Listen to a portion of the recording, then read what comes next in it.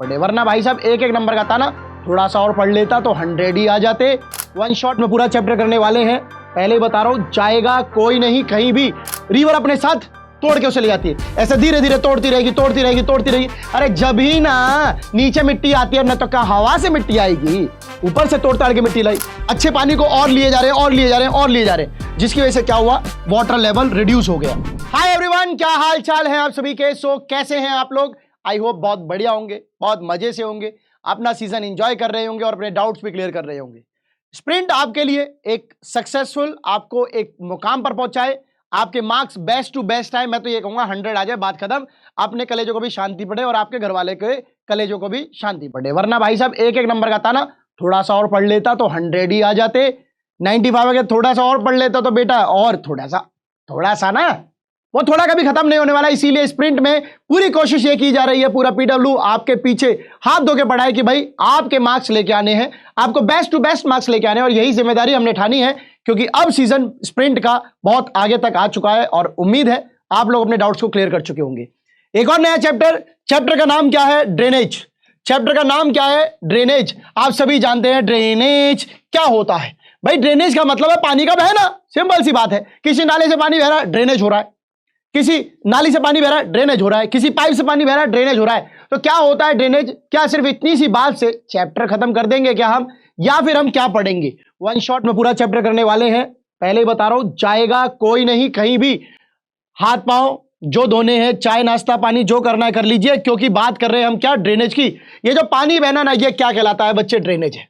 Sir is there any definition of drainage? Yes, है ना। Drainage क्या होता है? The river system of an area. किसी एक इलाके में, मान लीजिए नोएडा में अगर कोई रिवर बह रही है, नोएडा में कोई रिवर बह रही है तो ड्रेनेज है। बट इस एरिया में क्या और भी कोई नदियां हो सकती है? बिल्कुल हो सकती है। क्या स्ट्रीम हो सकते हैं? बिल्कुल हो सकते हैं। क्या कुछ और भी बहने के साधन हो सकते हैं? तो हो सकते हैं। सो ध्यान रखिएगा, अगर आपके एरिया में एक सिंगल नदी बहती है, सिंपल बह रही है, तो बहना इज ड्रेनेज। बट अगर उसमें और थोड़े बहुत ट्रिब्यूटरीज है, छोटी छोटी नदियां हैं, छोटे छोटे तालाब हैं, या वो कहीं जाकर किसी और नदी से मिलती है, बट बन एक ही नदी रही है, यानी कि आप देखेंगे यहां से पानी निकलता है, कहीं यहां से निकलता है, कहीं यहां से निकलता है, यहां से निकलता है, बट एट द एंड एक ही रिवर है। एक ही रिवर में सब जाके मिल रहे हैं, तो सिंगल रिवर है उस एरिया की। उसमें चाहे 10 इलाके से छोटी छोटी नदियां मिल रही हो, हम ये तो नहीं कह सकते 10 नदियां मिलकर एक बड़ी नदी बना रही है। अभी हम यही कहेंगे कि उसकी हेल्पफुल ट्रिब्यूटरी, भाई हिंदुस्तान में, भारत में भी सारी नदियां बड़ी बड़ी मिल जाएंगी, पता ना क्या बन जाएगा। हम यही तो कहते हैं उसकी ट्रिब्यूटरीज है, उसकी हेल्पफुल नदियां हैं, छोटी छोटी नदियां हैं जो ओशियन तक नहीं पहुंच सकती थी, बड़ी नदी में जाके मिलती है, नदी को ताकत देती है, वो नदी जाके ओशन में मिलती है। तो सिंगल रिवर जिसमें आपकी ट्रिब्यूटरी, कॉन्फ्लुएंस सब कुछ मिक्स हो, उसे हम कहते हैं क्या? Drainage basin. Drainage basin basically क्या हो गया? ये एक इलाका है, इसमें एक नदी बह रही है, ये कोई एक नदी मिलती है, ये कोई एक नदी मिलती है, ये एक नदी मिलती है, ये एक नदी मिलती है, मिल किस में रही है? सिंगल रिवर में। तो पानी बहना is drainage. River system of an area, एक एरिया में जो नदी बह रही है उस पूरे सिस्टम को, भाई उसकी हेल्पफुल नदी, वो सब नदी बह रही है ना, ड्रेनेज है।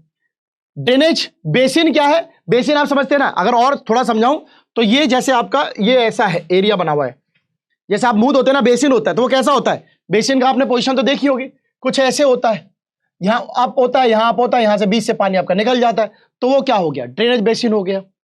क्लियर है कि नहीं क्लियर है? ड्रेनेज क्या होता है? सिर्फ बहना। River system of an area, किसी एरिया में नदी बह रही है, ड्रेनेज है, उसमें कोई ट्रिब्यूटरी है, हेल्पफुल है, कोई डेल्टा बन रहा है, कुछ बन रहा है, जो भी आपको नजर आ रहा है उसमें, वो ड्रेनेज बेसिन कहलाता है। बढ़ते हैं आगे की तरफ। Any elevated area. Any elevated मतलब कोई भी उठा हुआ एरिया। उठा हुआ क्या होता है भाई? पहाड़ हो सकता है, प्लेट्यू हो सकता है, कोई छोटी मोटी घाटी ऊपर से उठी हुई हो सकती है, या कोई भी बीच में ऐसी रुकावट जो उठी हुई है, नॉर्मल जमीन से उठी हुई है। एनी एलिवेटेड एरिया, चाहे वो आपका माउंटेन हो, चाहे वो आपकी अपलैंड हो। अपलैंड क्या? ऐसा कुछ ऊपर उठा हुआ है, या कोई आपका प्लेट्यू है, या माउंटेन, कुछ भी ऊंची चीज जिसकी वजह से पानी दो हिस्सों में बट जाए। मैं खड़ा हुआ हूं, मेरे पीछे से पानी आ रहा है, अब मैं इतना ऊंचा हूं, मुझे माउंटेन मान लो, एक पानी मेरा लेफ्ट मुड़ गया, एक पानी राइट मुड़ गया, नदी पीछे से एक थी, राइट एंड लेफ्ट में डिवाइड हो गया। मैं क्या हूं? मैं हूं वाटर डिवाइड। मैं हूं क्या? Water divide. वाटर डिवाइड क्या काम करता है? दो ड्रेनेज बेसिन को अलग करने का काम। वही सिंगल रिवर आ रही है, दो हिस्सों में हो गई, तो 2 ड्रेनेज बेसिन बन गए। बह तो उसी जगह से रहे ना, और ट्रिब्यूटरी लगा के, तो ये क्या है? Drainage basin. ये जैसे क्या है? वाटर डिवाइड का काम कौन कर रहा है? ये वाटर डिवाइड है। ये क्या है, ये वाटर डिवाइड है, क्योंकि इस ऊंची चट्टान, इस ऊंचे पर्वत के कारण पानी दो हिस्सों में बट गया। वाटर डिवाइड क्या काम करता है, सेपरेशन का काम करता है, रिवर सिस्टम को सेपरेट करने का काम करता है। इंडिया में या वर्ल्ड में अगर आपसे पूछा जाए कि लार्जेस्ट ड्रेनेज बेसिन वर्ल्ड में किसका है, ड्रेनेज बेसिन मतलब ऐसी कौन सी नदी है जिसमें हजारों ट्रिब्यूटरीज, ऐसा हजारों क्या, ऐसा बोलने का डायलॉग मान लो, कई सारी ट्रिब्यूटरीज, कई सारे डेल्टा, कई सारी छोटी छोटी रिवर, कई सारी स्ट्रीम मिलती है, तो वर्ल्ड में इतना बड़ा जंजाल लेके आखिर कौन सी रिवर चल रही है, तो आप क्या कहेंगे, अम्माजान, यानी कि अमेजॉन रिवर। और इंडिया में सेम काम कौन कर रहा है, गंगा। क्योंकि आप देखेंगे क्या, मैं दिखाऊंगा आप लोगों को, ध्यान से देखिए, गंगा यहां रही, इस गंगा में आप देखेंगे आगे चल के यमुना मिल गई, यहां से छोटी छोटी नदी गोमती मिल गई, आगे चल के इसमें घाघरा मिल गई, गंडक मिल गई, इसमें ये नदियां मिलती जा रही हैं, कितनी छोटी छोटी नदियां मिल गई, बड़ी रिवर बना रही है, पूरा एक जंजाल हो गया। कहूं तो इस जाल को ही जंजाल कहते हैं, यही पूरा ड्रेनेज बेसिन में पार्ट में काउंट होता है। आगे चलते हैं, ड्रेनेज सिस्टम इन इंडिया की बात करें तो कौन कंट्रोल करता होगा, सिंपल सी बात है, ब्रॉड रिलीफ फीचर। कौन कंट्रोल करता होगा, देखिए ड्रेनेज मतलब एक नदी का बहना, ये ट्रिब्यूटरीज ये सब ऐसे मिल गई, पर कौन कंट्रोल कर रहा है, भाई नदी यूं ही चलती जा रही है तो जमीन पे चल रही है, जमीन पे माउंटेन भी आएंगे तो वो दाएं बाएं भी होगी, अपलैंड आएगी तो भी दाएं बाएं होगी, जाके आगे भैया बटेगी ना, कैसे भी जमीन पे यूं सीधी सीधी चलती थोड़ी रहेगी, अरे जमीन पे पहाड़ियां भी हैं वो भी बांटेंगी, प्लेट्यूज है वो भी बांटेंगे, किसी किसी जगह कुछ और शॉर्ट डिवीजन होगा। यानी कि जो आपके रिलीफ फीचर्स हैं, माउंटेन्स, वैलीज, घाट, प्लेट्यूज, ये सब रिवर को कंट्रोल करने का काम करते हैं, क्योंकि नहीं तो रिवर सीधी चली जाती, तो कहीं पहाड़ सामने आए तो दाएं मुड़ गई, फिर आगे कहीं आए तो फिर इधर मुड़ गई, तो ऐसे ही मुड़ती रहती है। सो इंडियन रिवर्स जो है उसको हम दो कैटेगरी में डिवाइड रखते हैं कि भारत में नदियां जो है दो रूप में हमने डिवाइड करे हैं, एक वो नदी जो हिमालय से निकल रही है, एक वो नदी जो वेस्टर्न घाट से निकल रही है, एक वो नदी जो हिमालय से निकल रही, ऊपर से निकल रही है, एक वो नदी इधर होता है वेस्टर्न घाट, इधर वेस्टर्न घाट से निकल रही है। हिमालय से निकलने वाली नदियों की एक खासियत है, क्योंकि ऊपर हमेशा बर्फ रहती है, तो यानी कि उसमें हमेशा बर्फ रहेगी तो हम बर्फ पिघलती भी रहती है, तो हमेशा पानी एक जैसा रहता है, पानी साल भर बना रहता है। पेरिनियल रिवर्स पूरे साल पानी पानी, और वेस्टर्न घाट से आने वाली पानी नहीं रहता है, क्योंकि एक अच्छा है तो एक बुरा भी है, एक क्या है पेरिनियल है तो एक नॉन पेरिनियल भी है। हिमालय रिवर्स की कहानी सुनिएगा। पहली बात, पेरिनियल रिवर्स, पेरिनियल मतलब हिमालय से आने वाली रिवर्स में हमेशा वाटर रहता है। They perform intensive erosional activity in upper courses. ऊपर पहाड़ है, ऊपर रिवर निकल रही है, फ्लो भी तेज होगा, अगर मैं ऊपर से बाल्टी का पानी फेंक के मारूं तो ऊपर फ्लो ज्यादा तेज होगा, नीचे आते आते तक क्या होगा, कम हो जाएगा। ठीक वैसे ही अगर माउंटेन से जब रिवर निकलेगी बहुत गुस्से में निकलती, और ऐसा पर्वत आया ना, धुलुम धुलुम धुलुम धुलुम मारती पीटती आती, तो उससे क्या होता है, जब पानी का फोर्स लगता है चट्टान पे, माउंटेन पे, तो माउंटेन पे अटैक होता है। अटैक होता है तो माउंटेन आपको पता ही है, घिसता है, टूटता है, पिसता है, रिवर अपने साथ तोड़ के उसे ले जाती है, ऐसे धीरे धीरे तोड़ती रहेगी, तोड़ती रहेगी, तोड़ती रहेगी। अरे जब ही ना नीचे मिट्टी आती है, न तो क्या हवा से मिट्टी आएगी, ऊपर से तोड़ ताड़ के मिट्टी लाई, पहाड़ खिसकते हैं, खिसकने का तो नदियों में बह के निकल आते हैं, नीचे मिट्टी कहां से पहुंची, क्योंकि ऊपर से कुछ टूटा है। टूटा क्या है, इंटेंसिव इरोजनल एक्टिविटी हुई है, माउंटेन्स, पर्वत, चट्टान, कच्चे पहाड़, पक्के पहाड़, ये तोड़े गए हैं। इंटेंसिव इरोजनल एक्टिविटी होगा, जब इंटेंसिव इरोजनल एक्टिविटी होगा तो अंदर मिट्टी, कंकड़, पत्थर रहेगा कि नहीं रहेगा, है। बीच तक आते आते, जब गंगा प्लेन तक आते आते, नीचे तक आते आते आप देखेंगे तो क्या बनाती हैं, ऑक्सबो लेक्स। ऑक्सबो लेक कैसे, ऐसा लहराती लहराती, नदी कभी सीधी तो चली नहीं, नदी को स्कूल में थोड़ी पढ़ती है क्या, टेंशन, ऐसा थोड़ी पढ़ती, सीधी रहेगी, ऐसा लहराते लहराते चली आती है, ऑक्सबो लेक बनाती है। क्या होता है ऑक्सबो लेक, समझा दूंगा, सिर्फ अभी ये मान लो ऑक्सबो लेक बनाती है। वेल डेवलप्ड डेल्टास होते हैं, अपने साथ मिट्टियां लेके आती है तो डेल्टा भी अच्छे से क्रिएट करते हैं, डेल्टा बनाते हैं, ठीक है। लॉन्ग कोर्सेस, बिल्कुल हिमालय से चली है, बे ऑफ बंगाल में गिरी है, रास्ता कोई 50 किलोमीटर का थोड़ी था, एक लंबा रास्ता चल के आती है। गंगा देखो पूरे नॉर्थ इंडिया को लगभग कवर कर लेती है, याद रखना। हिमालयन रिवर्स भी अगर करें तो पूरा कवर कर रही हैं। तो ये नदियां जो जैसे चल के आ रही हैं, ये जो लहरा के चल के आ रही है, ये क्या है, यही हिस्सा ऑक्सबो लेक बनता है। कैसे बनेगा, अब ये रिवर क्या करेगी, पहले तो यूं चल रही है, अभी मान लो कि इसको रास्ता ऐसा फ्लो तेज हो जाए तो ये यहां से निकल पड़े, तो क्या होगा, ये तो अपना रास्ता यूं बना लेगी, पहले यूं आ रही थी, तो ये जो हिस्सा कट गया, ये जो ऐसा बन गया, ऐसी शेप, यही ऑक्सबो लेक बनती है। तो आइए यहां पे सुनिए जरा, ये रिवर ऐसे ऐसे चलते चलते आ रही है चलते चलते। तो पहले क्या था, ये रिवर जब लहराते हुए आती थी पहले, तो आप एक चीज मानिएगा कि रिवर तो लहरा के ही आ रही है, सिर्फ अभी सिंपल ही समझिए, रिवर सर लहरा के आ रही है, बिल्कुल सही बात है, रिवर लहरा के आ रही है, लहरा लहरा ऐसा जिगजैग कर रही है। अब ये जो पोजीशन है पहले एक्चुअल में ऐसी थी, ऐसे थी। डेल्टा मतलब क्या होता है, जब ओशियन में जाने से पहले रिवर जब अपनी मिट्टी छोड़ती है, मिट्टी छोड़ेगी, ओशियन में पानी मिल रहा है रिवर का, तो रिवर टच करेगी ओशियन में, तो क्या करते हैं, अपनी मिट्टी भी फेंकती है, तो मिट्टी सामने फेंकती है। अब रिवर जब पीछे से और रिवर आई जा रही है, आई जा रही है, आई जा रही है, मिट्टी सामने गिरी जा रही है, गिरी जा रही है, रिवर बचती है। रिवर मिट्टी जब पक्की हो जाती है तो क्या होती है, दाएं बाएं शिफ्ट होती है। तो जो मिट्टी के छोटे छोटे टापू से आपको दिख रहे, जो ऐसा पॉइंट बन रहे हैं, ये डेल्टा कहलाते हैं, क्योंकि हर रिवर में मिट्टी होती है, हिमालयन रिवर आने वाली, और वो मिट्टी समुद्र में बिल्कुल अंदर ले जाके नहीं फेंकती भाई, उसकी पावर ओशन के मिलते के साथ ही खत्म हो लेती है। क्यों, ओशन यूं बह रहा है, रिवर यूं आ रही है। आप समझ रहे हैं कैसे कह रहा हूं, मान लीजिए आपकी रिवर यूं गई, ओशन तो अपना यूं चल रहा है, ओशन अपना यूं चल रहा है फ्लो में, उसकी पावर ज्यादा है, तो ये क्या करेगी, इसमें जब मिलेगी तो रिवर जो है अपनी मिट्टी को कोने अपने कोस्टल एरिया पे ही, पास में कोस्टल के पास ही गिरा देती है, तो वहां पर बनते हैं डेल्टा, वहां पे बनते हैं डेल्टा। अब ये सांप लहराते हुए ऐसी आ रही है। अब क्या हुआ, इस पानी को ऐसा यहां पर चल रहा था, सब कुछ अच्छे से चल रहा था।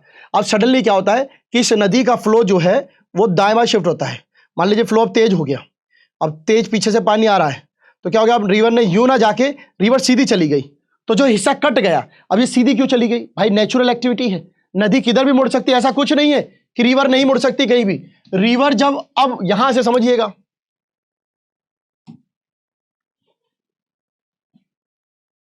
नहीं दिख रहा है, नहीं दिख रहा है, तो सुनिए,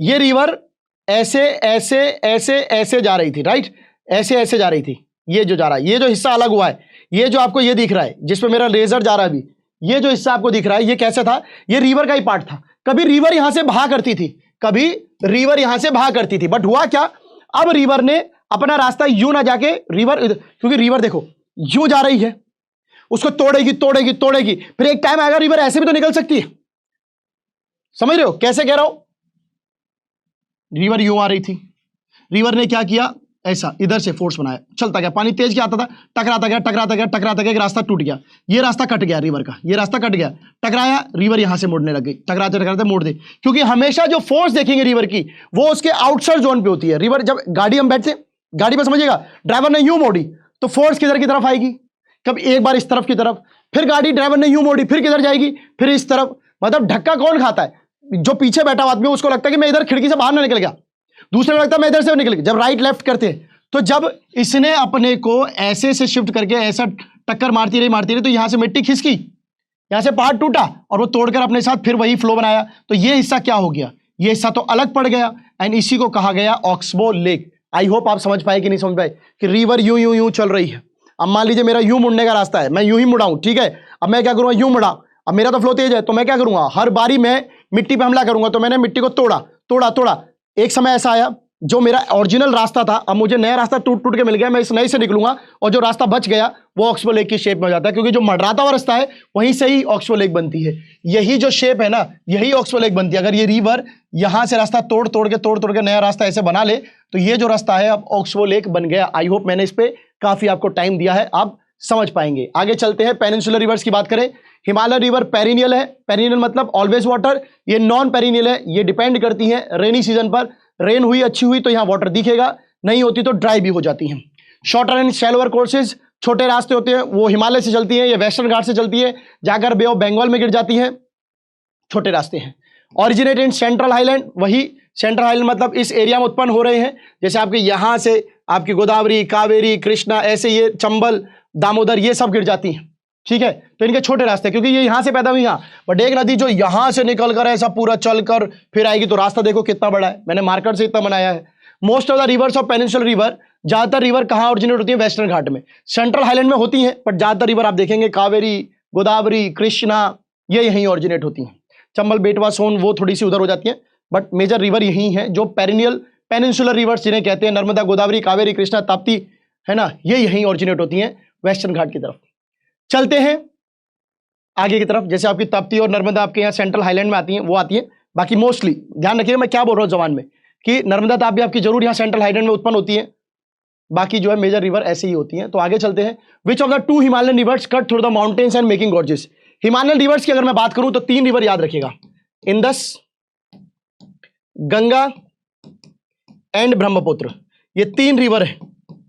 ब्रह्मपुत्र 3 रिवर हिमालयन है। क्वेश्चन ये पूछा है कि 2 रिवर जो गॉर्जेस बनाती है, माउंटेन से आती है। गॉर्जेस क्या होता है? गॉर्जेस ये होता है, ये 2 माउंटेन है, इनके बीच से नदी निकलती हुई दिख रही है, ये सुंदर दृश्य को गॉर्जेस कहते हैं। जब एक रिवर 2 माउंटेन्स के बीच में से चीरती हुई नजर आए, उसे गॉर्जेस कहते हैं। कौन 2 रिवर ऐसी हो सकती है? तो सर इंदस उसका आंसर है और ब्रह्मपुत्र उसका आंसर है। सर गंगा क्यों नहीं है? गंगा इसलिए नहीं है, गंगा की कहानी समझिएगा। गंगा नहीं थी, सबसे पहले भागीरथी थी। भागीरथी निकल के आती है ऊपर गंगोत्री ग्लेशियर से, ऊपर गंगोत्री ग्लेशियर से, और नीचे आती है ये देवप्रयाग पर। जब पहुंचती है, देवप्रयाग पर जब पहुंचती है, वहां इसकी मुलाकात होती है अलकनंदा से, और अलकनंदा प्लस भागीरथी दोनों रिवर मिलती हैं, और जब ये रिवर पहुंचती है हरिद्वार पर, वहां इसका नाम पड़ता है गंगा। तो आप मुझे बताओ, क्या गंगा शुरू से गंगा थी? नहीं थी। तो हम कैसे कहते कि गंगा माउंटेन से निकली है? गंगा का एक हिस्सा भागीरथी निकला है, गंगा नहीं बनी निकली वहां से। तो इसका मतलब 2 नदियां जो माउंटेन्स को चीरती आती है, इंदस एंड ब्रह्मपुत्र। इंदस कैसे? आप देखेंगे तिब्बत एरिया से निकलकर लद्दाख में एंट्री, देन पाकिस्तान से निकलकर अरेबियन सी में गिर जाना। वहीं ब्रह्मपुत्र की एंट्री आप देखेंगे अरुणाचल प्रदेश में से तक चलना, उसके बाद यू शेप लेकर बांग्लादेश में घुसना और फिर बे ऑफ बंगाल में गिर जाना। तो 2 नदियां जो पहाड़ों से निकली, इंदस और ब्रह्मपुत्र। ठीक है, हिमालय रिवर्स की बात करें, इंदस है, गंगा है, ब्रह्मपुत्र है। आई होप आप समझ गए होंगे, आई होप आप समझ गए होंगे, क्योंकि आप अगर मैं आपको रफ मैप सा बना के दिखाऊं,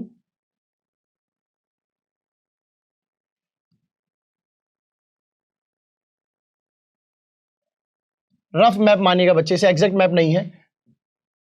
इंदस ऐसे निकली और पाकिस्तान की तरफ चली गई, ब्रह्मपुत्र ऐसे निकली, ऐसे में अरुणाचल प्रदेश थोड़ा सा और बड़ा कर देते हैं, अरुणाचल प्रदेश टर्न लिया अंदर, बांग्लादेश की तरफ जाती है। तो 2 नदियां जो पहाड़ों से होकर निकली वो इंदस और ब्रह्मपुत्र है, गंगा नहीं है। बात करते हैं इंदस रिवर सिस्टम की। चलिए इंदस रिवर सिस्टम पे आते हैं। इंदस रिवर सिस्टम मैंने आपको साफ साफ बोला कि भैया ये जो है यहां से ऐसा निकलती है और ये चल के बाहर जाके पाकिस्तान से ऐसा नीचे इधर अरेबियन सी में गिर जाती है। मतलब नहीं लिख रहे क्योंकि इधर आप कहेंगे कि सर इधर तो गुजरात और राजस्थान है, तो मैं सिर्फ ये बता रहा हूं कि अरेबियन सी तक गिर जाती है। वहीं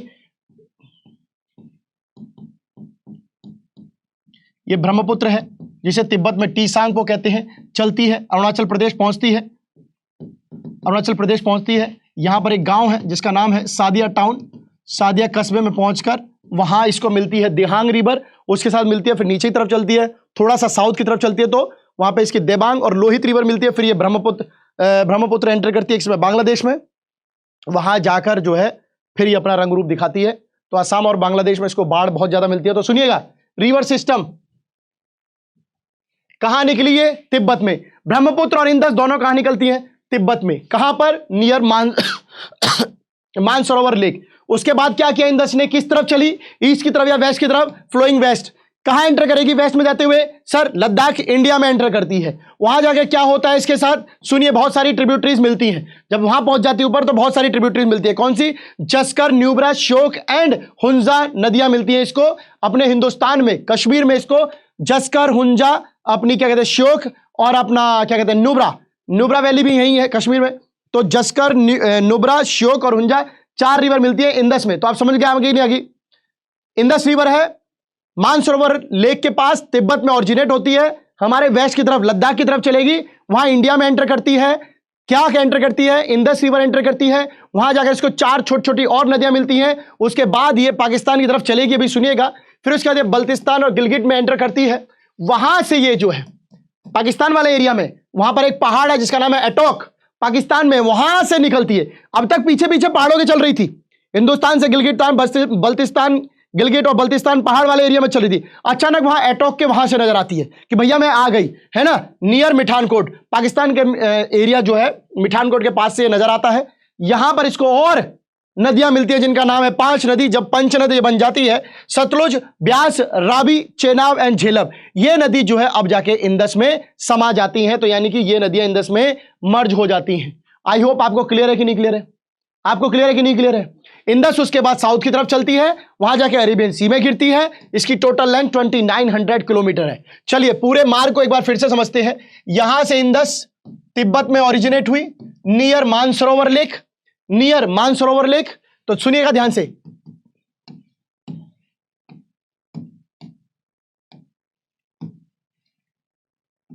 इंदस रिवर है, ठीक है, तिब्बत में ओरिजिनेट होती है नियर मानसरोवर लेक। उसके बाद ये वेस्ट की तरफ बहती है, वेस्ट की तरफ बहती है, वहां पर ये लद्दाख में एंटर करती है। लद्दाख में इसको जस्कर, न्यूब्रा, श्योक और हुंजा नदी मिलती है। उसके बाद से ये गिलगिट और बल्तिस्तान की तरफ चलती है। यहां ये माउंटेन्स में चल रही है, माउंटेन्स के पीछे चल रही है। उसके बाद ये एटॉक से इमर्ज होती है। एटॉक क्या है? एक और माउंटेन है, वहां से ये इमर्ज होती है, वहां से दिखती है। ये है आपका मिठानकोट पाकिस्तान में, पाकिस्तान में। और यहां के बाद से ये कहां गिरती है?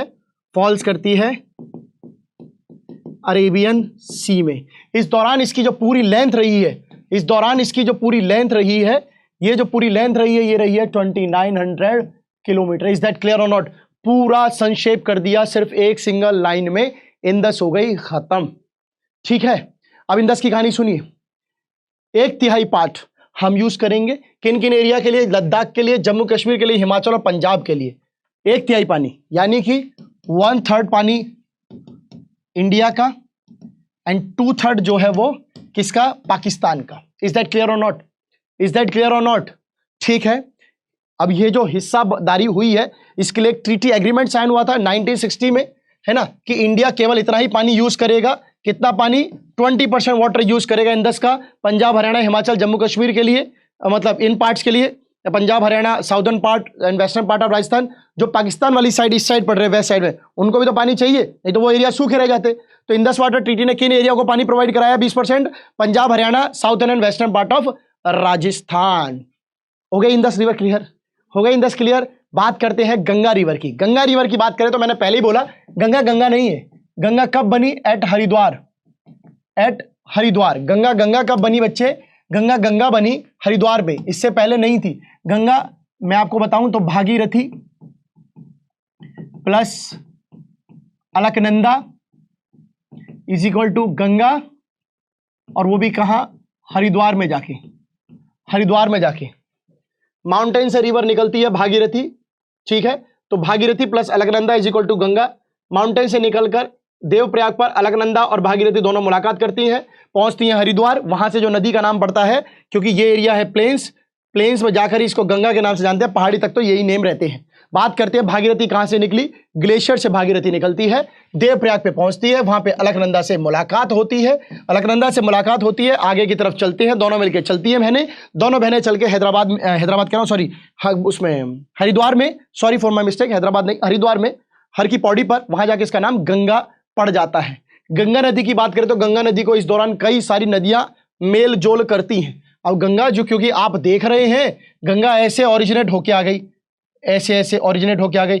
इसमें देखेंगे आपको घाघरा, गंडक, कोसी, इधर यमुना, सोन, ये सब नदियां इसमें हेल्प कर रही हैं, मिल रही हैं। तो यमुना, घाघरा, गंडक एंड कोसी, ये आप रिवर के नाम याद रखिए, YGGK, YGGK, YGGK। अरे जीजी में जाके मिलेंगे भाई साहब, यमुना, घाघरा, गंडक, कोसी रिवर जाके उसमें गंगा में मिलती हैं। अब बात करें यमुनोत्री ग्लेशियर की, तो यमुनोत्री ग्लेशियर से क्या लेना देना है? क्योंकि यमुना एक सहायक नदी बन रही है गंगा की और उसके पैरेलल रन कर रही है, तो यमुना को भूलना नहीं है। बात करते हैं दूसरी नदी घाघरा की, जो भी एक बड़ी नदी है, क्योंकि ये भी आई है, इसे भी नहीं भूलना है। यमुनोत्री ग्लेशियर से यमुना निकलती है, उसके बाद ये गंगा के पैरेलल चलते हैं, क्योंकि आप देखेंगे ऐसा घाघरा ऐसे आकी तो ऐसा गंगा के पैरेलल ही आपको यमुना भी मिलेगी, पैरेलल चल रही है, ऐसा राइट बैंक ट्रिब्यूटरी। अगर ये गंगा है तो गंगा के आप समझेंगे, आप ऐसे चल रहे हैं तो आपके राइट में इधर इधर यमुना चल रही है, तो राइट बैंक ट्रिब्यूटरी है, और ये गंगा से इलाहाबाद में ही मिलती है, जिसका नाम संगम पड़ता है। आप सुनेंगे वहां पर आपको संगम कहते हैं। वही बात करें घाघरा की, तो घाघरा इमर्ज होती है नेपाल हिमालय से, है ना। गंडक इमर्ज होती है नेपाल हिमालय से, कोसी इमर्ज होती है नेपाल हिमालय से, और यही रिवर है जो हमेशा आपको देखेंगे नॉर्दर्न प्लेन्स में बहुत बाढ़ लाने का काम करते हैं। हालांकि जब ये ऊपर पहाड़ से आ रही है तो अपने साथ मिट्टी भी ला रही है, जिसके कारण प्लेन्स में बड़ी ही रिचनेस रहती है, अच्छी मिट्टी की और उपजाऊ भी रहती है, अच्छी मिट्टी की उपजाऊ भी रहती है। तो गंगा के फायदे आपने देख लिए, फ्लड भी आपको गंगा की सहायक नदियां दे रही हैं और मिट्टी भी दे रही हैं। मेन ट्रिब्यूटरी बात करें गंगा की, अगर पेनिनसुलर से है, मतलब कि सेंट्रल हाईलैंड से कोई है, तो सुनिएगा चंबल, बेटवा एंड सोन, ये राइज होती है semi arid area. Semi arid area कौन सा होता है बच्चे? आप सोचेंगे सेमी एरिड एरिया कौन सा है, तो देखिए मैं बताऊं किधर है राजस्थान। हाँ, ये आपका डेजर्ट एरिया है और ये यहां पे आपका अरावली है। जो अरावली वाला एरिया है वही है सेमी एरिड एरिया। पूरा आधा सूखा है क्योंकि बारिश भी होती है भाई, बारिश देखने को मिलती है। सोना, गुड़गांव, फरीदाबाद इन हिस्सों में बारिश भी देखने को मिलती है, दिल्ली का कुछ हिस्सा। डेजर्ट है तो वहां बारिश नहीं है, तो डेजर्ट राजस्थान के दो हिस्से मान लीजिए। एरिड एरिया बिल्कुल सूखा, था डेजर्ट। आधा एरिया अरावली, वो वहां से रिवर निकल रही है। तो आप देखेंगे चंबल, बेटवा और सोन आपको यही नीचे से देखते हुए मिल जाएगी। सो ये आपको हो गया, ठीक है। हाँ, तो ये एरिया अपने साथ ज्यादा वाटर नहीं लेके आती क्योंकि ये वेस्टर्न या सेंट्रल हाईलैंड से निकल के आ रही है, तो ऑब्वियसली इनके अंदर पीछे से कोई पानी का सोर्स तो है नहीं। यमुना से तो ये निकली नहीं है जो इनके अंदर पानी हो, तो आपको ये भी क्लियर है। तो राइट और लेफ्ट बैंक ट्रिब्यूटरीज से अटैक होता है गंगा पे। यमुना राइट से है, कुछ सेंट्रल हाईलैंड से आ रही है, कुछ राइट से चंबल, बेटवा, सोन आ रही है, गंडक, कोसी और घाघरा लेफ्ट से आ रही है। क्योंकि कैसे आ रही है, सुनिए मेरी बात। ये रही गंगा, ये देखो लेफ्ट से गोमती, घाघरा, गंडक, कोसी, इधर यमुना, बेटवा, चंबल है, सोन। तो राइट और लेफ्ट दोनों साइड से अटैक हो रहा है गंगा के पास। तो इसके बाद पानी की ज्यादा हो जाता है, तो इसके बाद गंगा किधर जा रही है? ईस्ट की तरफ जा रही है। और ये कहां तक बहेगी?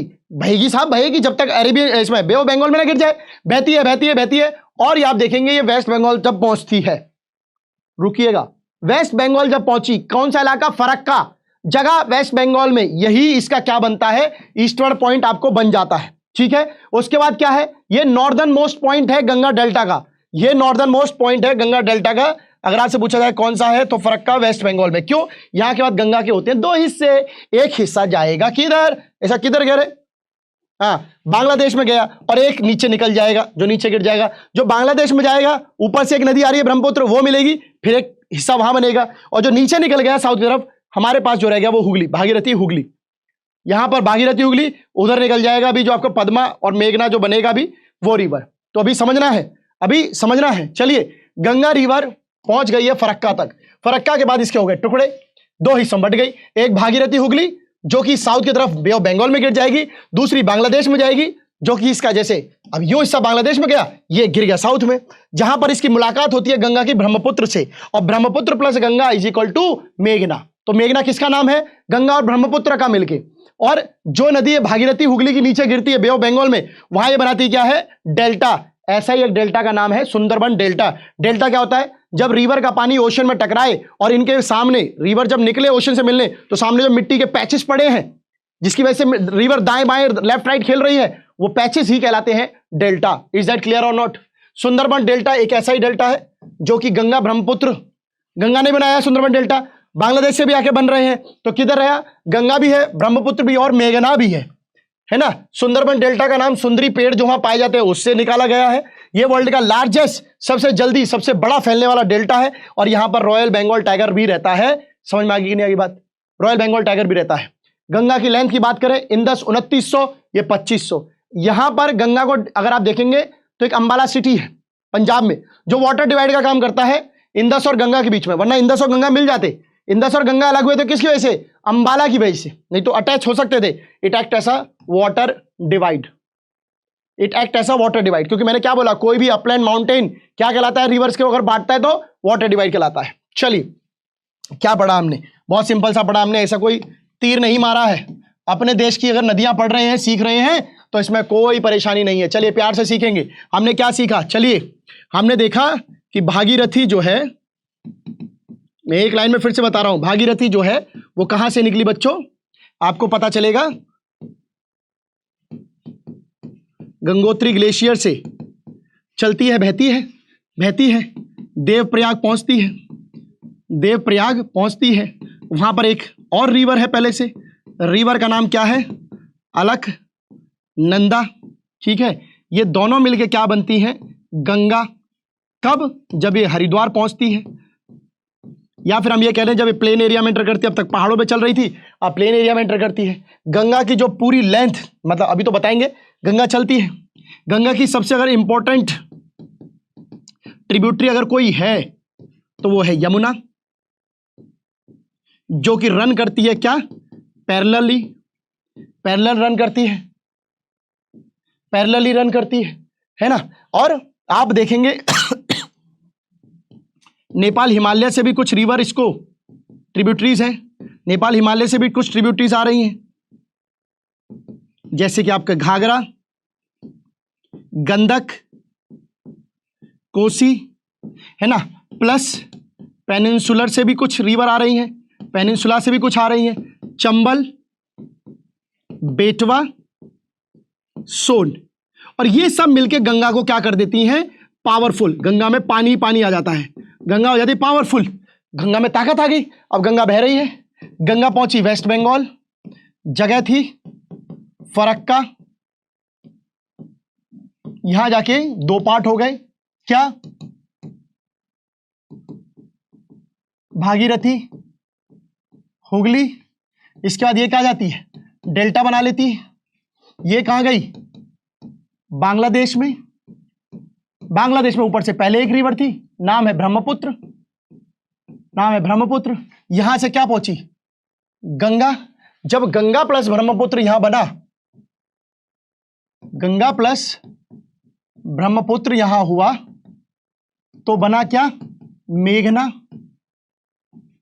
यानी कि अगर आपके डेल्टा की बात की जाए तो डेल्टा बनाने का काम किस किस का हो गया, गंगा ने बनाया है, बिल्कुल बनाया है, ब्रह्मपुत्र भी बना रही है, वो भी बना रही है, और जो दोनों को मिलके मेघना है वो भी बना रही है, वो भी बना रही है। ये दोनों चलते चलते टोटल डिस्टेंस जो है इनका कितना हो जाता है, टोटल डिस्टेंस की अगर बात कर लें तो 2500 किलोमीटर ये चल पड़ी है, 2500 किलोमीटर चल पड़ी है। और खासी बात ये है कि इंदस और गंगा का मेल हो जाता साहब, पर बीच में क्या आया, वाटर डिवाइड, एक पानी बट गया, और वाटर डिवाइड का काम किसने किया, अंबाला सिटी ने किया। इज दैट क्लियर और नॉट, इज दैट क्लियर और नॉट। पूरी कहानी एक समरी एक लाइन पे। आगे बढ़ते हैं भाई, चलो ब्रह्मपुत्र की बात करते हैं। Brahmaputra again rises in Tibet, Indus के पास ही, तिब्बत नियर, आप देखेंगे उसके पास ही हो रहा है नियर, ठीक है। तो ब्रह्मपुत्र का क्या है, मेरी बात सुन लीजिए, राइजेस इन तिब्बत पढ़ चुके हैं, इंदस और सतलुज के पास ही इसका ओरिजिन पॉइंट है। कैसे इंदस और सतलुज के पास है तो सुन लीजिए, मैं दिखा भी देता हूं मैप में। ये आपका, ये आपका, और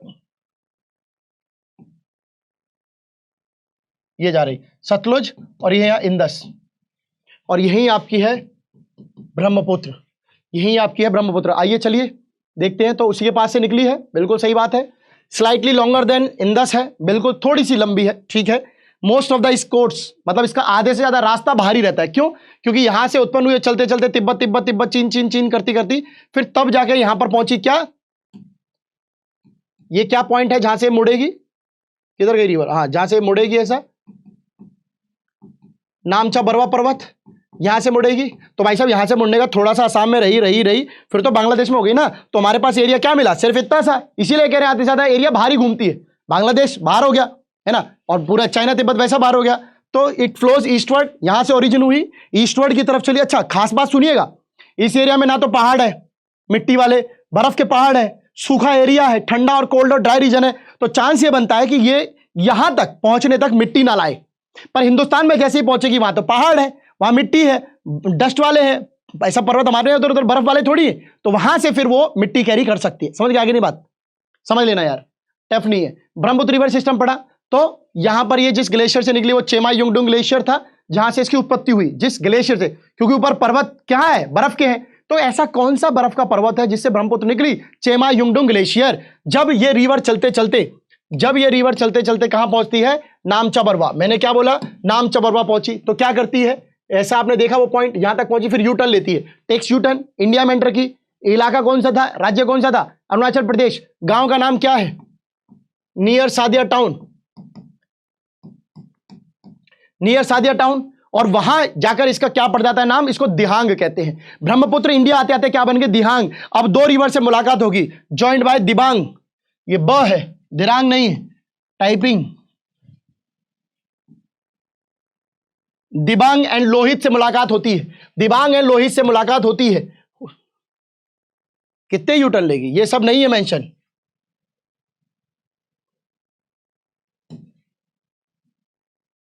इतने यूटर्न याद नहीं करने आपको, वो मैंने बस दिखाने के लिए बता दिया कि भाई यूटर्न बहुत इंपॉर्टेंट है।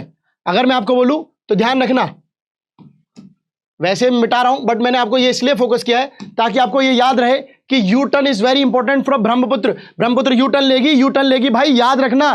कहां से? जब वो तिब्बत से मुड़ेगी तब वो यू टर्न लेगी। तो U turn is very important line, कि आपके लिए यू टर्न बहुत जरूरी है। भूल मत जाना कि भाई इंडिया में कैसे घुसी, जब तक यू टर्न ना ले इंडिया में नहीं घुस सकती। यू टर्न लेगी।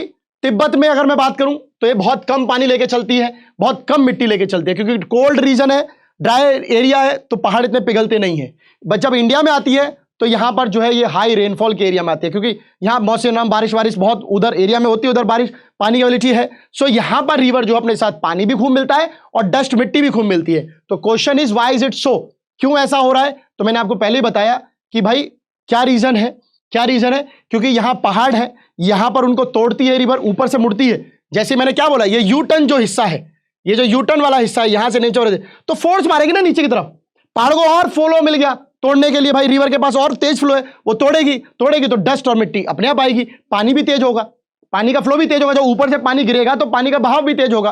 तो और बात करें ब्रह्मपुत्र की, इसके ब्रेडेड चैनल होते हैं। ब्रेडेड मतलब ये ऐसे फैलते हुए चलती, कहीं कुछ बट रही कहीं कुछ बट रही, ऐसे स्टाइल में बहके चलती है।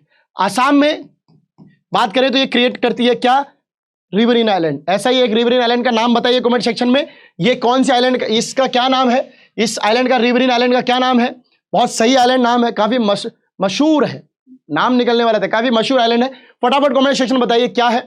ब्रह्मपुत्र रिवर की बात करें तो इसकी वजह से आसाम, आपने बोला ना बहुत तेज फ्लो होता है पानी का, यस होता है, मिट्टी होती है तो बाढ़ आती है। कहां पर? आसाम और बांग्लादेश में, क्योंकि इसके अंदर मिट्टी है। तो ये ह्यूज डिपॉजिट ऑफ सिल्ट मिट्टी के डिपॉजिट करती है, जिससे बेड सख्त मिट्टी होती जाती है, और जिसकी वजह से क्या होता है? रिवर बेड राइज हो जाता है। अब सुनिए कैसे होता है। जब ये ऊपर से मिट्टी लाएगी तो यहां सख्त बना दिया, मान लीजिए सख्त बना दिया, ऊंचा गया, होता गया, तो जब पानी का फ्लो इससे टकराएगा, आज अगर मैं यहां खड़ा हूं, मुझे यहां तक मिट्टी में भर दिया जाए और पानी अगर नीचे चल रहा है तो पानी को यहां तक आना पड़ेगा, क्योंकि अब वो मिट्टी के ऊपर से बहेगा, तो बाढ़ आएगी ना। तो क्या होगा? तो बाढ़ आएगी। क्यों आएगी? क्योंकि मिट्टी का जो लेवल है उस पर मिट्टी पे मिट्टी जमती गई, तो रिवर अपना रास्ता ऊपर और करता गया, तभी बाढ़ बनती है। तो आपको अगर पता चले किस रिवर की वजह से असम और बांग्लादेश में बाढ़ आती है? ब्रह्मपुत्र की वजह से। क्यों आती है? क्योंकि वो इतना मिट्टी, इतना सिल्ट लेके आती है, डिपॉजिट पे डिपॉजिट करते करते रिवर बेड जो है वो भारी हो जाता है, ऊपर हो जाता है, बड़ा हो जाता है। पेनिनसुलर रिवर्स की बात करें, what act as a water divide in peninsular rivers? Himalayan rivers पूरी हो चुकी है, इज दैट क्लियर? ब्रह्मपुत्र की अगर हम बात कर लें, ब्रह्मपुत्र की अगर हम बात कर लें,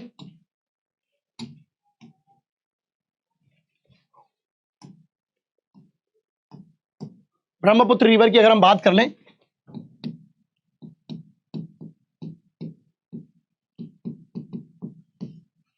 तिब्बत में राइज हुई, राइट, ईस्ट की तरफ फ्लो करती है, ईस्ट की तरफ फ्लो करती है, रीच करती है कहां पर? नामचा बरवा। यहां से क्या लेती है? याद रखना, यू टर्न, एंटर करती कहां? अरुणाचल प्रदेश में। और यहां क्या कहलाती है? कॉल्ड दिहांग। जब साउथ की तरफ चलेगी, साउथवर्ड चलने पर इसे क्या मिलता है? Dibang and Lohit river, Dibang and Lohit river. इसके बाद ये क्या करती है? ये पहुंचती है क्या? बांग्लादेश में। ये कहां पहुंचती है? बांग्लादेश में। आपको ये बताना है ब्रह्मपुत्र रिवर का नाम जो है, कमेंट में ब्रह्मपुत्र रिवर का नाम बांग्लादेश में पहुंचने पर क्या पड़ता है? डोंट राइट मेघना, मेघना अलग है, पद्मा, जमुना, और दो नाम अपनी तरफ से ले लेना। बांग्लादेश में एंटर करती है, ठीक है, बांग्लादेश में एंटर करती है। अगर हम इसी ब्रह्मपुत्र की बात करें तो ये क्या है? तिब्बत में होती है, तो no silt, no high flow water का, वाटर में नहीं रहता है। बट जब ये इंडिया में एंटर करती है, तो फ्लो भी रहता है, सिल्ट भी रहता है। यहां के बाद से क्या होता है? फ्लो भी तेज होता है और सिल्ट भी होती है, सिल्ट भी ही होती है। इसी सिल्ट के कारण डिपॉजिट होता जाता है ये सिल्ट, और डिपॉजिट होते होते क्या होता है? रिवर बेड जो है वो राइज करना शुरू करता है। इसके कॉज क्या होता है? वाटर जो लेवल है वो भी राइज करता है, जिसकी वजह से फ्लड्स आते हैं। कहां पर आते हैं? असम में आते हैं सर, और ब्रह्मपुत्र में आते हैं। मैंने आपको पूरा स्टोरी की तरह समझा दिया है, यही पूरी कहानी है। बढ़ते आगे बच्चों, पेनिनसुलर रिवर्स की बात करते हैं। पेनिनसुलर रिवर में आपको नर्मदा, तापी, गोदावरी, कावेरी, कृष्णा, ये ज्यादा इंपॉर्टेंट है। महानदी ये ज्यादा इंपॉर्टेंट रिवर है, इन्हीं के बारे में पढ़ेंगे।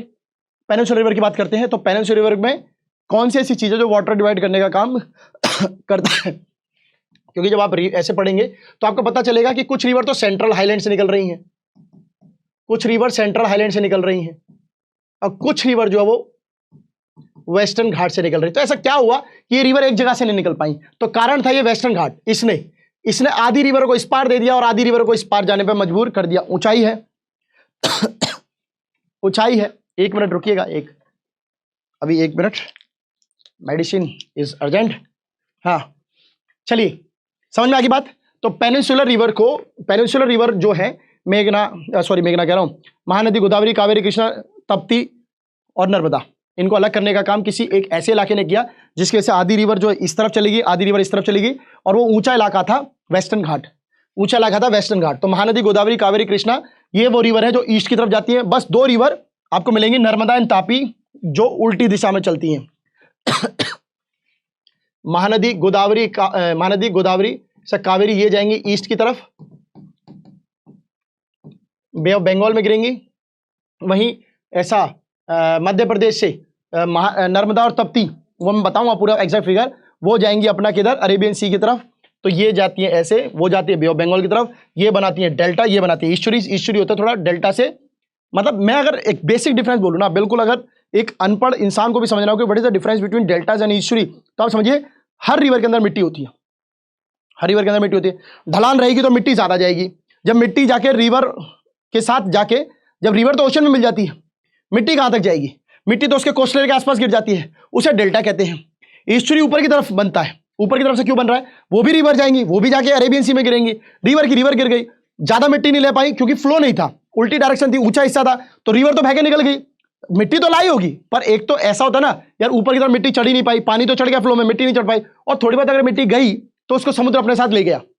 वो बेड्स नहीं बन पाए, वो पैचेस नहीं बन पाए मिट्टी के। यहां पर डेल्टा की तरफ बन रहे थे, डेल्टा के उधर बन रहे थे क्योंकि उधर फ्लो भी था, मिट्टी भी ज्यादा थी, इधर नहीं बन पाए। ठीक है, आगे चलते हैं। तो ये आपके रिवर है, आप देख सकते हैं, कोई दिक्कत कोई परेशानी नहीं है। कैसा नहीं है भाई? गोदावरी ये रही, कृष्णा ये रही, कावेरी यहां है, मतलब निकल के यहीं आएगी, और आ किधर रही है? बे ऑफ बंगाल की तरफ। नर्मदा आपको यहां से दिखी मिलेगी, आधे रास्ते से तापी मिलती है, ये गिरती है यहां। नर्मदा की आधी लेंथ की होती है तापी, याद रखिएगा, दोनों के दोनों मध्य प्रदेश। चलिए बात करते हैं नर्मदा बेसिन की।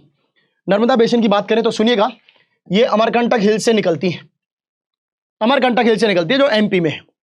ठीक है, उसके बाद ये वेस्ट की तरफ फ्लो करती है, क्योंकि मैंने क्या बोला, नर्मदा एंड तापी, ये अगर मैं इंडिया ऐसे मान लो, किधर गया, हाँ आप लेफ्ट राइट समझ लेना। अब मैं यहां अपने हिसाब से बता रहा हूं, तो मेरा ये लेफ्ट है, मेरा ये अरेबियन सी है, ये मेरा बे ऑफ बंगाल है।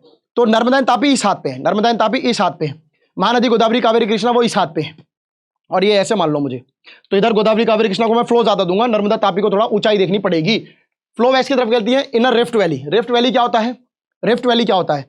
पहाड़ जब इकट्ठा था तो उसमें कुछ फोर्स लगी, जमीन पे कुछ टेक्टोनिक प्लेट हुई, तो उसमें गैप क्रिएट हो गया, एक गैप क्रिएट हो गया। जब पहाड़ में कुछ गैप क्रिएट हो जाता है, उसमें एक सकरा सा पतला सा रास्ता बन जाता है पहाड़ी के बीच में। आपने देखा होगा फिल्मों में, वो जो कई साउथ की मूवी में पहाड़ियों के बीच में ऐसे ऐसे निकल के जाते हैं, ऐसे छोटा सा रास्ता होता है, उसे रिफ्ट वैली कहते हैं, उसमें पानी बहता है।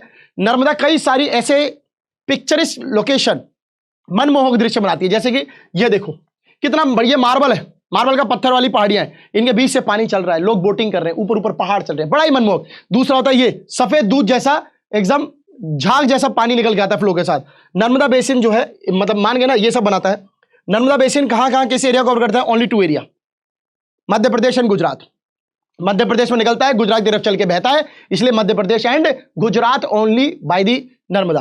तापी की बात कर लें, ऑब्वियसली बात है, तापी की बात करें, ये भी आपको एमपी में निकलने को मिलेगी, सतपुड़ा रेंजेस के वहां से निकलती है, सतपुड़ा रेंजेस के वहां से निकलती है, एमपी में। ठीक है, Narmada parallel, Narmada rift valley में बह रही है, ये भी रिफ्ट वैली में, दोनों का सेम, दोनों रिफ्ट वैली में, डिस्टेंस कम है बट शॉर्टर देन नर्मदा है। ये किस हिस्से को कवर करती है? वो एमपी एंड गुजरात। ये एमपी गुजरात के साथ साथ महाराष्ट्र को भी, एमपी गुजरात के महाराष्ट्र को थोड़ा टच करके निकलती है, ये 3 को वो 2 को। ठीक है, तो यहां पर आप क्या समझ रहे हैं? अगर नर्मदा की बात करें तो 2 स्टेट्स, एमपी एंड गुजरात। यहां की बात करें तो 3, महाराष्ट्र और जोड़ लेना बस। Coastal plain between Western Ghat and Arabian Sea are very narrow. क्या मतलब है इसका? देखिए ये होता है ऐसा, मान के चलिए मैं वो कोस्टल प्लेन बना रहा हूं, इंडिया का वी शेप जो बनता है,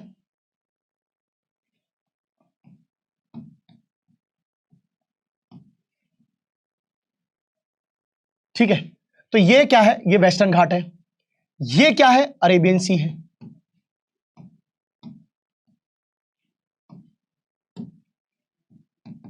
ये क्या है?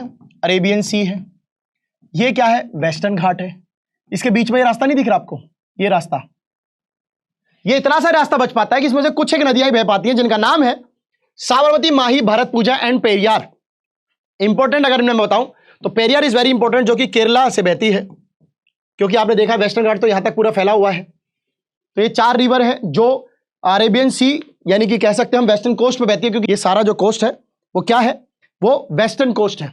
वेस्टर्न कोस्ट से जो है ये नदियां जो बह रही हैं, ठीक है। आगे चलते हैं, गोदावरी बेसिन। अब मैंने क्या बोला? नर्मदा एंड तापी को अगर आप छोड़ दें तो आपको ये समझ में आ गया कि नहीं आ गया कि भाई आपके पास जो है अरेबियन सी और वेस्टर्न घाट के बीच में क्या पड़ता है? वेस्टर्न कोस्ट पड़ता है। वेस्टर्न कोस्ट के इस जोन से जो नदियां निकलती हैं वो 4 हैं, भरतपुजा, पेरियार, आपकी साबरमती एंड माही रिवर्स। ये सारी नदियां याद रखना, वेरी वेरी इंपॉर्टेंट है। बात करें हम गोदावरी बेसिन की, तो सबसे बड़ी, जैसे नॉर्थ में गंगा है वैसे ही गोदावरी है, इसीलिए इसको नाम पड़ा है दक्षिण गंगा। इसीलिए इसको नाम पड़ा क्या? दक्षिण गंगा। क्या नाम पड़ा? दक्षिण गंगा। सबसे first and most important line, दक्षिण गंगा, गंगा जैसी पावरफुल बड़ी नदी है, यहां की पेनिनसुलर की लार्जेस्ट नदी है। कहां से निकलती है? वेस्टर्न घाट से। 2 नदियां जो मैंने बताई सेंट्रल हाईलैंड की तरफ से निकली। बाकी अब वेस्टर्न घाट की बारी है। लेंथ की बात करें 1500 किलोमीटर, हालांकि लेंथ इतना कोई ज्यादा पूछेगा नहीं, बट अगर फीचर्स आगे तो बता देना। 50% एरिया तो जो महाराष्ट्र में बहता है, बाकी बचा कुछ area MP, Orissa and Andhra Pradesh में बहता है, यानी 4 स्टेट। एमपी उसमें नर्मदा में 2, Maharashtra sorry Madhya Pradesh and Gujarat, right, Madhya Pradesh and Gujarat. Tapi में मध्य प्रदेश, गुजरात एंड महाराष्ट्र, ठीक है। उसके अलावा अगर आप देखेंगे, हाँ 2-3 गोदावरी, और कोई रिवर नहीं पड़ी अभी तक। गोदावरी में क्या है? आपको 4 मिलेंगे, महाराष्ट्र, उड़ीसा जहां से वो फिर गिरने को होगी, मध्य प्रदेश जो महाराष्ट्र के तुरंत बाद था, और आंध्र प्रदेश जहां से वो थोड़ा सा एरिया अपना लहकते हुए निकलती है, मिल जाएगा। ट्रिब्यूटरीज बात करें गोदावरी की, क्योंकि हम इसे दक्षिण गंगा कह रहे हैं, तो ऑब्वियसली बात है जैसे गंगा में ट्रिब्यूटरीज है, इसमें भी ट्रिब्यूटरी है। पूर्णा, वर्धा, प्रणीता, मांजरा, पेनगंगा, वेनगंगा, ये जो है नदियां है इसकी ट्रिब्यूटरीज है, याद रखना। पूर्णा, वर्धा, पेनगंगा, वेनगंगा, प्रणीता, मांजिता, ये नाम आपको याद रखने चाहिए, बहुत इंपॉर्टेंट नाम है गोदावरी के। बात करते हैं महानदी की, ये भी हाईलैंड छत्तीसगढ़ से निकलती है। कहां से बहती है? उड़ीसा से होकर बहती है, ठीक है। अब इसके स्टेट भी याद रखना, 860 किलोमीटर है, बहुत छोटी है गोदावरी के मामले में। कहां से? महाराष्ट्र से, उसका भी है, उसका भी है। छत्तीसगढ़, झारखंड एंड ओडिशा स्टेट बहुत कॉमन है, तो थोड़ा सोच समझ के लिखना, बहुत सारे स्टेट कॉमन मिलेंगे आपको। कृष्णा की बात करें, महाबलेश्वर महाराष्ट्र से निकलती है, 1400 किलोमीटर इसकी लेंथ है। ट्रिब्यूटरीज की बात करें, तुंगभद्रा, कोयना, घाटप्रभा, म्यूसी एंड भीमा। इसकी अगर ट्रिब्यूटरीज में अगर मैं बात करूं, मैप वर्क अगर बन भी जाए, तो कोयना रिवर और Tungabhadra river is they are more important than the other tributaries वाले से जो और इसकी हैं। ड्रेनेज बेसिन की अगर हम बात करें, महाराष्ट्र यहां भी है, सब जगह दिख रहा है। Karnataka and Andhra Pradesh, Karnataka and Andhra Pradesh. चलिए आगे चलते हैं, कावेरी की बात कर लें, वेस्टर्न घाट से निकलती है, 760 किलोमीटर है। ट्रिब्यूटरीज वही महाराष्ट्र वाली जैसी नाम जैसे कि अमरावती, भवानी, हेमावती एंड कबिनी। जो इसका एरिया है कहां कहां पड़ता है? कर्नाटका, केरला एंड तमिलनाडु। कर्नाटका, केरला एंड तमिलनाडु, तो के है ना, कर्नाटका, केरला, तमिलनाडु, ट्रिपल के थी। कावेरी की कर्नाटका, केरला एंड तमिलनाडु में बहती है। वहीं कृष्णा की बात कर ले तो कृष्ण जो है महाराष्ट्र, कर्नाटका, आंध्र प्रदेश में बहती है। सो एक बात करते हैं, आपको पता है कि Kaveri second biggest waterfall create करता है, सेकंड बिगेस्ट वाटरफॉल जिसका नाम है Shiva Sundaram. But my question is कि इंडिया का सबसे बड़ा बिगेस्ट वाटरफॉल कौन सा है? बिगेस्ट वाटरफॉल कौन सा है? ठीक है, बिगेस्ट वाटरफॉल कौन सा है आपको बताना है। तो कुंचिकल वाटरफॉल है जो कि कर्नाटका में है, और जिस रिवर पे है उसका नाम है वराही रिवर। इंडिया का सबसे लार्जेस्ट बिगेस्ट वाटरफॉल जो है वो कुंचिकल है, कर्नाटका में है, जिस रिवर पर है वाराही रिवर पर है। सेकंड जो है वो शिवा समुद्रम है, आप देख चुके हैं, है ना, इसको हम शिवा समुद्रम ही कहते हैं बिगेस्ट वाटरफॉल को। इससे हाइड्रो इलेक्ट्रिक पावर जनरेट की जाती है। लगभग आजकल तो सब डैम मल्टीपर्पज डैम ही हो रहे हैं, आप सब जानते हैं। बात करें लेक्स की, अब इंडिया में जो झीलें हैं उनकी कुछ विशेषताएं, कुछ इंपॉर्टेंस जान लीजिए। सारी लेक्स परमानेंट नहीं होती, सारी लेक्स टेम्पररी नहीं होती, यानी कि कुछ लेक्स परमानेंट है और कुछ टेम्पररी है। तो some are permanent, some are temporary. जो परमानेंट है, जहां पर हमेशा पानी रहता है, उसका पीछे रीजन है कि हो सकता है वो बर्फीले इलाके में हो, बर्फ पिघलती रहती हो, वहां पानी आता रहता हो, ये एक आप समझ सकते हैं। कुछ के यहां ऐसा हो सकता है जो रेन पे डिपेंडेंट है, बारिश पड़ेगी तो उन झीलों में पानी आता है वरना नहीं आता है, तो वो परमानेंट नहीं है। मियांड्रिंग और ऑक्सबो लेक्स बनती है, ये भाई ये भी एक तरह की लेक है, क्योंकि उन लेक्स जो नदियों से पानी कटता है, तो ये हिस्सा अगर कटा है तो यहां पानी भरा रहता है, तो ये भी एक तरह की झील हो गई। Spits and bar form lagoons in the coastal area. Spits and bar क्या होता है, जो मिट्टी जाती है ना, जब अगर मान लो ऐसा ये गई तो यहां ना ऐसा मिट्टी की लेयर बन जाती है। आपने अगर गूगल करके देखेंगे, एक पूरा बार बन गया, तो ये लेगून बनता है, जिसमें आपका चिली का लेक हो गया, आपका पुलिकत लेक है, कोलेरू लेक है, ये स्पिट्स एंड बार मिट्टी के उसके थ्रू ही बने हैं। जैसे आपकी ये अब यहां खत्म हो बाउंड्री इंडिया की, अब यहां सामने आप देख रहे हो मिट्टी के टिले से बन गए, उन पे पेड़ हो गया, तो ये बार्स हो गई। ये जो ऐसे आपको दिख रहे हैं भाई, पानी मिट्टी तो किधर भी जाके फ्लो, ये बन गया। तो ये लेगून्स टाइप जो आपको दिखेंगे ये बनते नजर आएंगे। बात करते हैं एक लेक जो कश्मीर में आपकी एक फ्रेश वाटर लेक है, जो हिमालयन रीजन में पाई जाती है। क्यों फ्रेश वाटर है? आंख बंद करके सोचिए भैया, ना पॉल्यूशन है, ना यहाँ मिट्टी है, माउंटेन एरिया है, तो फ्रेश वाटर है। कैसे बनती है? ग्लेशियर से बनती है, ग्लेशियर से बनती है। ऐसी और लेक भी है उन एरियाओं में, Dal lake, Bhimtal lake, Loktak lake, Barapani lake, सारी जम्मू कश्मीर में नहीं है, सारी जम्मू कश्मीर में नहीं है। एक ये बता दीजिए, चलिए, बहुत मशहूर लेक है लॉकटेक लेक। स्टेट याद नहीं रखने, इलाका याद नहीं रखना, बट लेक याद रखिए कि फ्रेश वाटर लेक और कौन कौन से, डल, भीमतल, लॉकटेक, ये याद रखना। लेक्स का यूज क्या है भाई? ये रेगुलेट करती है पानी का और बहाव को बनाने में। कैसे? नदी ऊपर से आ रही है, कहीं नदी को थोड़ा कम पानी मिला और वहां लेक है, तो लेक अगर उसके साथ जुड़ गई तो नदी के पानी को और पानी मिल जाएगा, तो नदी आगे तक कैरी कर पाएगी, वरना नदी रुक सकती है। प्रिवेंट्स फ्लडिंग, अगर मान लो यहां कहीं बाढ़ आ रही है ऐसे और पता चले यहां एक बड़ी लेक है, तो पानी अगर इसमें गिर गया तो काफी ज्यादा पानी तो यहां पे स्टोर हो गया, काफी ज्यादा पानी यहां स्टोर हो गया, तो यहां क्या होगा? फ्लड का जो फ्लो है वो क्या हो जाएगा? रिड्यूस हो जाएगा। तो फ्लड प्रिवेंट करती है, नहीं करती है फ्लड? सूखे सीजन रहे, जब ड्राई हो तो फ्लो ऑफ वाटर मेंटेन करती है। फ्लो वाटर कैसे? लोगों को भी पानी मिल सकता है, और रिवर भी आ रही है सूखने को, तो इससे पानी ले सकती है। हाइड्रो इलेक्ट्रिसिटी तक प्रोड्यूस कर सकती है, इतनी बड़ी बड़ी झीलें भी हैं कि उनसे बिजली भी प्रोड्यूस की जा सकती है।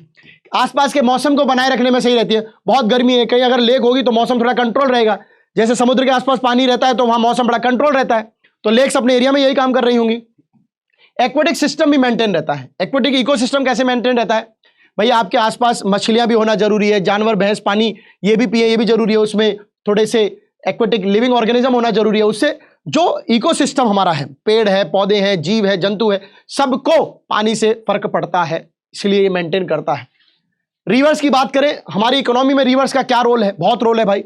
रिवर नहीं होती तो हम तो इंडस्ट्रियल नहीं बन पाते, हम अर्बनाइज भी नहीं हो पाते, हम जिंदा ही नहीं रह पाते। तो पहला रिवर बैंक की वजह से क्या हुआ, प्राचीन काल में, एंशिएंट टाइम में, जो आपका क्या कहते हैं पोर्चुगीज आए थे, वो इस रिवर के कारण ही आए, रिवर के थ्रू ही पहुंच नहीं पाते। तो नदियों के साथ जो शहर बसे हैं आज भी, वो इसलिए बसे हैं क्योंकि पानी से कई काम होते हैं। आपका काम धंधा भी चल सकता है, आप एक जगह से दूसरी जगह जा सकते हैं, आपके पीने के लिए जो पानी चाहिए वो भी हो सकता है, आपके लिए जो बिजली चाहिए वो भी बन सकती है। तो दे अट्रैक्टेड लॉट ऑफ सेटलर्स, बहुत सारे सेटलर आए प्राचीन काल में, और इसके कारण क्या हुआ, अब वो जो सेटल करके गए, जो उन्होंने टापू शहर बनाए, अब वो बड़े बड़े शहर बन चुके हैं। गोवा है, कर्नाटक है, केरला है, तमिलनाडु है, बड़े बड़े शहर बन चुके हैं। इस पानी का इस्तेमाल बिजली को करने के लिए, इरिगेशन को करने के लिए, और नेविगेशन। भाई आप जो है अगर एक स्टेट से ऐसा घूमकर, अगर मुझे तमिलनाडु से ऐसा घूमकर अगर मैं मुंबई जाना हो, मुंबई हाई बेसिन तक जाना हो, मान लीजिए गोवा तक जाना हो, तो बोट से जा सकता हूं, पानी है, जा सकते हैं। अब एक समस्या आ रही है, वो है रिवर पॉल्यूशन की। रिवर का इस्तेमाल हमने खूब किया, इतना किया कि हमने इंडस्ट्रियलाइजेशन और अर्बनाइजेशन के चक्कर में ये भूल गए कि पानी को हम पॉल्यूट कर रहे हैं। तो जो हमारी ग्रोइंग डिमांड थी डोमेस्टिक की, घर पर पानी, हम वॉशरूम में इतना पानी फैलाते हैं धोने का। अगर मैं साफ साफ बताऊं आपको, कमोड में आप देखेंगे तो पहले के लोग एक लोटे से भी काम चल जाता था, बट आज देखिए 2.5-2, 3-3 लीटर पानी एक बार फ्लश में जाता है, जो कि किसी काम का नहीं है। वो हुआ म्युनिसिपल इंडस्ट्रियल वेस्ट, फैक्ट्रियों से निकलने वाला जो पानी है, चाहे तो उसको प्रॉपर ट्रीट किया जा सकता था, पर वो पॉल्यूटेड पानी पूरे अपने लेक्स, रिवर, ओशियन, नालों में छोड़ा जा रहा है, वहां वो खराब हो रहा है। इसकी वजह से क्या हुआ है, वाटर क्वालिटी बहुत अफेक्ट हुई है, वाटर इफेक्टिव बहुत बेकार हो गई वाटर क्वालिटी, और to meet the requirement more and more water is drain out. अब जो क्वालिटी खराब हो गई उस पर कोई ध्यान नहीं दे रहा है, अच्छे पानी को और लिए जा रहे हैं और लिए जा रहे हैं और लिए जा रहे हैं, जिसकी वजह से क्या हुआ, वाटर लेवल रिड्यूस हो गया। भाई आप गंदे को तो ट्रीट कर नहीं रहे, अच्छा पानी तो कब तक अच्छा पानी, जितना होगा उतना होगा, उसके बाद मरोगे प्यासे, उसके बाद मरोगे प्यासे। तो heavy load of untreated sewage and industrial effluent, जो खराब पॉल्यूटेड सामान, फैक्ट्रियों से निकलने वाला वेस्ट मटेरियल जब रिवर में छोड़ा जाता है तो रिवर खराब होती है, जिसकी वजह से उसका क्वालिटी ऑफ वाटर खराब हुआ है। और एक ध्यान रखिए, जब इंडस्ट्रियलाइजेशन नहीं था ना, तो गंगा मैया के अंदर, गंगा रिवर के अंदर इतनी ताकत थी कि वो आपका कई किलोमीटर तक के एरिया को पानी को साफ कर लेती। कैसे कर लेती थी, आपके एरिया से कोई गंदा कूड़ा कचरा आया, जहरीला नहीं है, नदी बहा के ले गई, क्योंकि उस नदी में सिर्फ पानी पानी है। अब नदी में आपने क्या करा, अपने रिलीजन, जैसे हम बहुत सारे ओकेशन पे उस पर बहुत सारी चीजें बहा देते हैं, मना करती है सरकार, नमामि गंगे प्रोग्राम चलाया, गंगे को साफ करो। अरे गंगा में फ्लो ही नहीं रहेगा तो आपके आसपास जो डस्ट पार्टिकल जो आपने छोड़े उनको बहाने की ताकत उसकी खत्म हो जाएगी। अब वो खुद धीरे धीरे बह रही, तो आपका गंदा कचरा भी उसके अंदर, वो और धीरे तो खत्म। तो क्या होता है, पहले जो थी गंगा रिवर जो है 20 किलोमीटर तक के दायरे को साफ करने की पावर रखती थी। पानी गंदा आया, रिवर बहुत तेज ले गई, गंदगी आगे ले गई, तो आपके आसपास का एरिया होगा साफ। अब आपके आसपास में भी गंदगी, रिवर गंगा में भी पीछे से गंदगी आ रही है, उसमें भी गंदगी कर रहे हैं, तो इसकी वजह से अब ये नहीं हो पा रहा है। आई होप आपको ये चैप्टर क्लियर हो गया होगा। इंडस्ट्रियलाइजेशन का बढ़ना, अर्बनाइजेशन का बढ़ना, ये सब प्रॉब्लम कर रहा है कहीं ना कहीं। सो हम पढ़ चुके हैं क्या, चैप्टर को खत्म। सो कहानी यहां पे खत्म होती है। आई होप आपको समझ में आ गया होगा। बताइएगा जरूर कमेंट सेक्शन में कि कैसा समझ में आया कि नहीं आया। मैंने सारी रिवर्स का कराया, गंगा, ब्रह्मपुत्र, इंदस जो मेन रिवर थी उनका करा दिया। यहां से मेजर क्वेश्चन उठ सकता है। पेनिनसुलर में नर्मदा, तापी को भूल कर भी मत भूलिएगा, मैंने आपको बता दिया है। उसके बाद आपका गोदावरी, कावेरी, कृष्णा ये भी बता दिया है।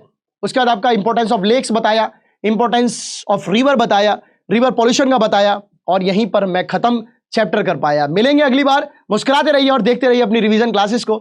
अपने स्प्रिंट सीजन को खूब एंजॉय कीजिए और अपने डाउट्स को भरपूर क्लियर कीजिए। कोई भी डाउट हो प्लीज कमेंट सेक्शन में बताइएगा जरूर। तब तक के लिए bye, take care, see you.